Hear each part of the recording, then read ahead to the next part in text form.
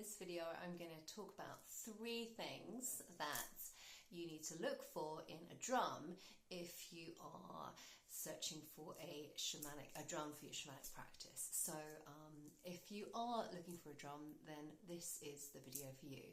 I'm Fay Johnstone from the Shaman in the Garden. If you're already part of my community here, then that's great to have you. Thank you so much. If you're watching on YouTube, thanks for watching on YouTube. And you can join the community, the Shaman in the Garden. There are lots of links below, and you'll get invites to the monthly gatherings. So I'm Fay, I'm the author of 3 books, one of which is Shamanic Reiki Drumming, and there are lots of online courses and programs that I offer to help you get started with shamanism or plant medicine or Reiki. So back to the drum. So the first thing to look for is really, what is it made of? Okay, because you have a choice. With these days we have these wonderful vegan drums, synthetic, so these are the synthetic drums, vegan, or we have many drums which are made of animal hide. Okay, so this is absolutely up to you. There are pros and cons of getting either one of these. The wonderful thing about the vegan drums is that they have a really, well, certainly I recommend the Remo Buffalo drums. I'm not affiliated with them at all, but I've had this one for, well, since 2009.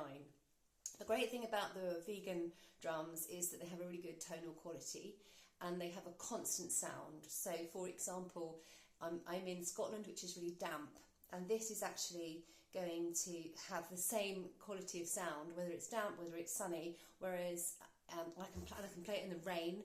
This has been outside, it's been completely drenched, and it has a really good quality of sound.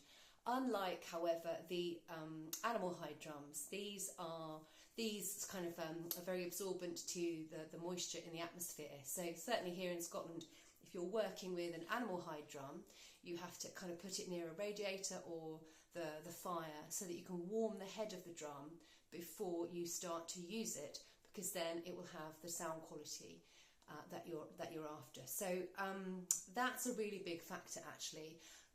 Aside from the fact that if you don't want, any animals harmed, if you don't want to kind of, well, in a sense, really, if you have strong vegan principles and you want to go for the vegan drum, absolutely. However, when you work with, for example, the hide drum, such as this one, which is one that I've made, you get a connection with the spirit of the animal from which it is made, and this can be really key. This can be very powerful for your shamanic practice. So again, it really depends on your principles, your values, and what is important to you for your shamanic practice. This, for example, there's a massive, if you like, big story, a big sort of powerful story for me and all of the ladies who I worked with when we were preparing this deer hide, and how the deer hide came about to us and all that.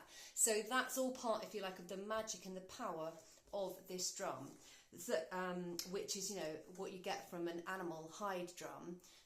One thing to look out for, though, because obviously you can go to, you can make your own drum, and you can go to wonderful ceremonies and workshops where you get to make your own drum, and it is an amazing experience. And obviously there are lots of people online who are making amazing, gorgeous shamanic drums. So just really ask, what's the origin of these animal hides? How do you prepare them? Who prepares them?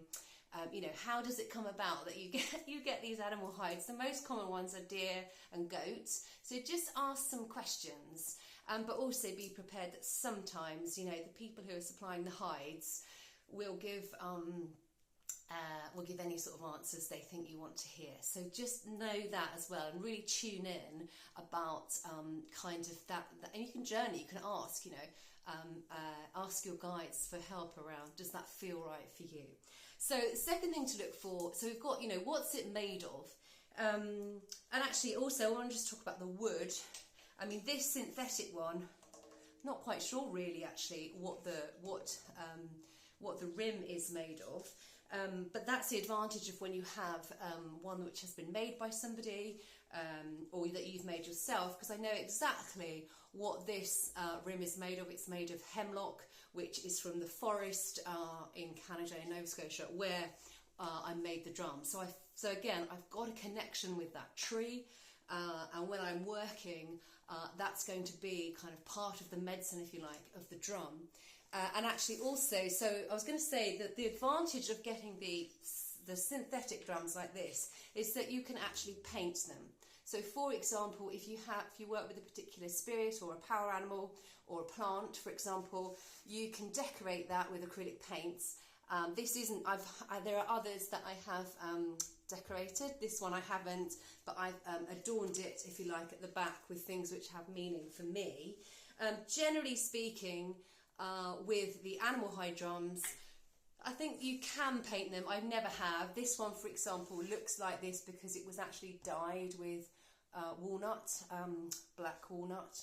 We made some dye, so that's quite unusual as well. So again, we can personalize the drums, or if somebody's making one for you, you can get that put into the drum. So, you know, what it's made of, and actually who is making it, and perhaps even the time of year and the planets and all that, where it's made, it's all really, really important because it adds to the spirit of the drum.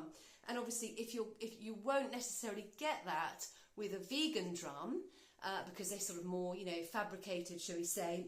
However, you will get amazing sound quality. So the second thing to look for with the drum is sizing, actually. So sometimes, especially because the drums can be very expensive, it can be tempting to get a smaller drum. But the quality of sound that you're going to get from a small drum is much higher, whereas a larger drum like this, you're going to get a much deeper, richer sound. So it depends again on what quality you're looking for. This one, for example, this is the first drum I ever started working with, and it is a 16-inch. It's a 16-inch Remo Buffalo drum. Again, 14 to 16-inch, brilliant size to start with. And we can get really carried away, we can get really big, and we can get really small. I have a small one. I can just see it hanging up over there. It's a small handheld drum, and again, it's really for when I travel. I can just kind of slip it in a bag, and it looks quite discreet. And I've got much larger ones as well. So again, with the drums, we tend to get a bit carried away, don't we? Because we're really, you know, tuning into, you know, in a way, when we're looking for a drum. So point number 3 I wanted to make is, you know, we kind of well, okay, I think I'm going to do 3, 4 and 5 here, but we really want to tune into, you know, what is your reason for getting the drum? What do you intend it to be used for? So your intention, in a way, might drive the drum that you're calling forward, or the drum that, you know, happens to kind of come across your path and that you feel is the right one to go for. If also, you know, ideally you want to kind of pick them up, you want to play them, you want to hear them, because again, the sound of the drum is going to be really important, because that's part of its healing magic for us. So these are just a few things to watch out for, and again, I say, you know, if you get the opportunity to make your own drum, I highly recommend it, because it's not only is it an amazing experience, but you know, you end up with a beautiful drum that you can work with for the rest of your, you know, shamanic for the rest of your shamanic practice. So yeah, thinking about what's it going to be made of, the skin, so the hide. Is it synthetic? Is it animal hide? What do you know about the animal it's made of? What do you know about the wood that it's made from? Oh yeah, another point to look at here is, you know, do you play it with your hand, or is it a beater? So the drums I've been showing you so far, we hold them at the back and they are played with a beater. Does it come with a beater? What's included? Does it come with a drum bag?